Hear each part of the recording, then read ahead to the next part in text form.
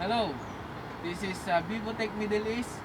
Welcome to our new episode of how to replace a damaged leak chilled water pipe insulation.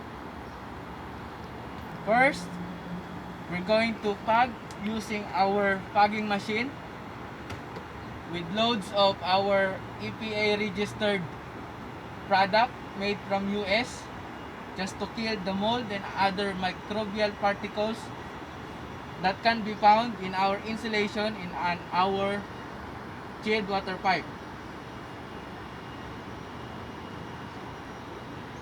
But before doing so, we need first to use our special respirator mask. Step 2, we're gonna need to cut it out and remove the old and damaged leak chilled water pipe insulation for us to be prepared in replacing it in a new one. Step 3, we're gonna need to spray using our sprayer with our product made from US to our pipe, and then after several minutes, at least 10 minutes, we're gonna sink in first the product to the chilled water pipe, and then afterwards we're gonna need to wipe it out so that it could be dried, and in preparing for installation of the new chilled water pipe insulation. Fourth step, we're gonna need to measure from all over it. Suppose from this point up to this point, so it would be 40 centimeter,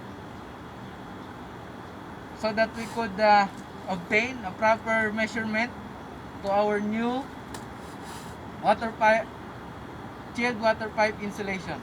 And the thickness of this one is 1 inch thickness. Step 5, we're gonna need to cut through our side cutter our insulation. Make sure to cut it thoroughly.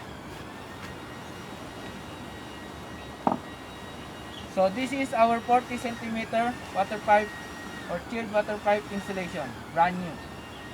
So for this to assemble and installed in our insulation, in our chilled water pipe, we're gonna need to cut it through. It's halfway, and then by spreading this one, we're gonna need some strong adhesive. We're gonna need the strong adhesive for us to apply by using and all throughout this our insulation.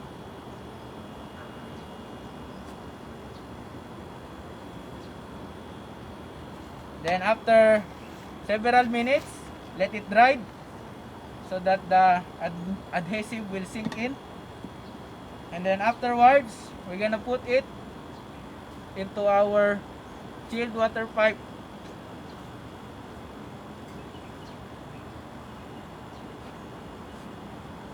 Step 6, make sure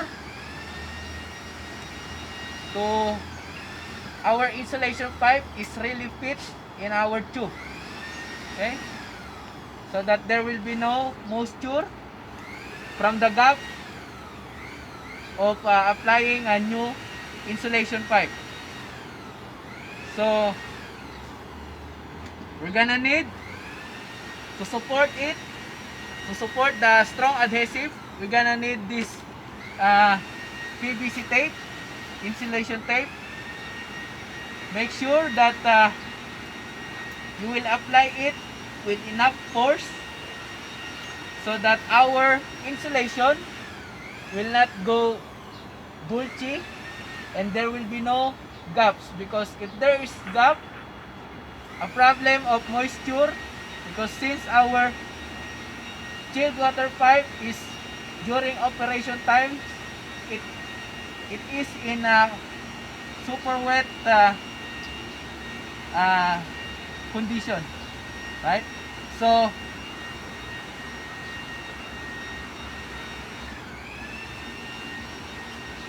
using enough force throughout this one, make sure it is not, just easily applied tape.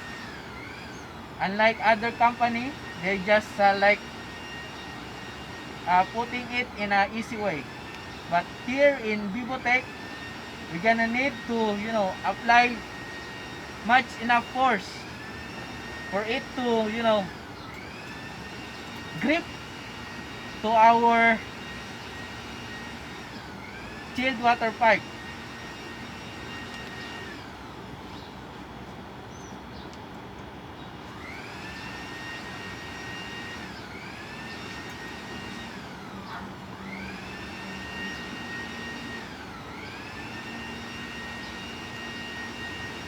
As you could notice, there is no gap and no bulging. So it is a strong hold to our chilled water pipe.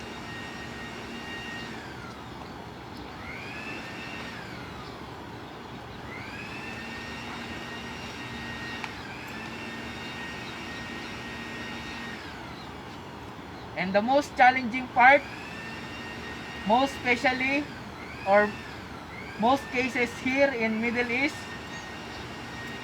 the insulation pipe or during the replacement of new insulation pipe is super hard because the gap between the chilled water pipe and to our cement slab, concrete slab is too short, so that it could barely, apply it strongly. But here in VIVOTEQ, we don't take any chances in applying so, because we understand the hardship or the result if applying the insulation is not properly installed.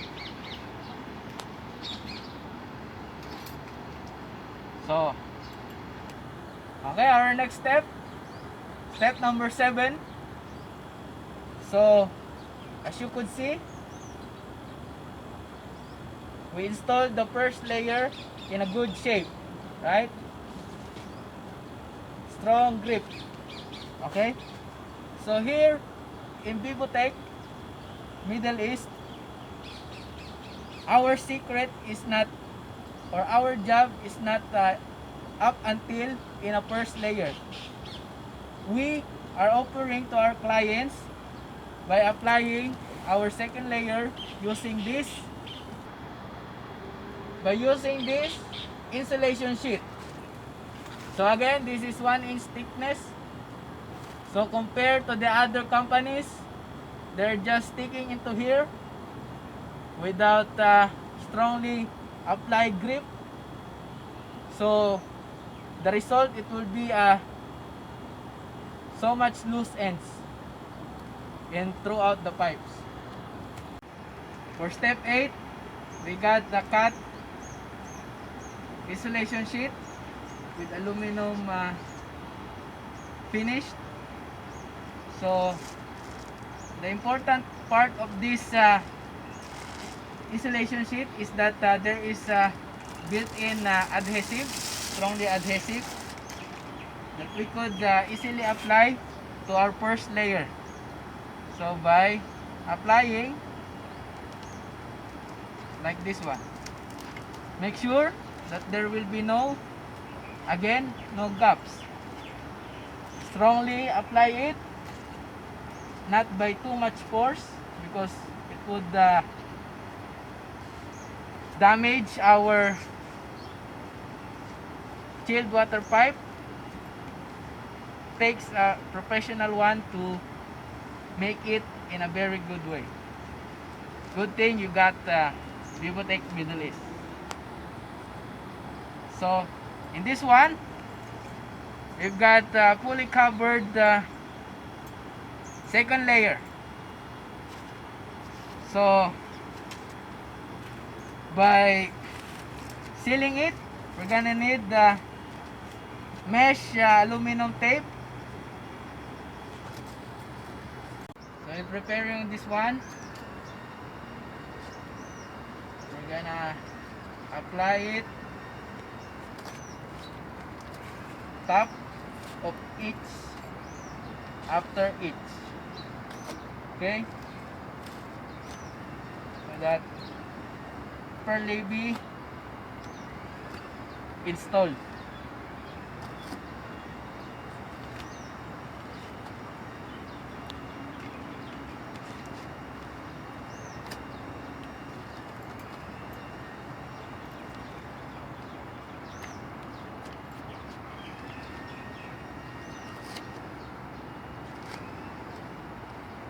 In actual scenario, it is much more challenging because there are so many hindrance in applying from first layer down to second layer, because as you could observe in our coaxial picture of this chilled water pipe, it would be more thicker than the previous one.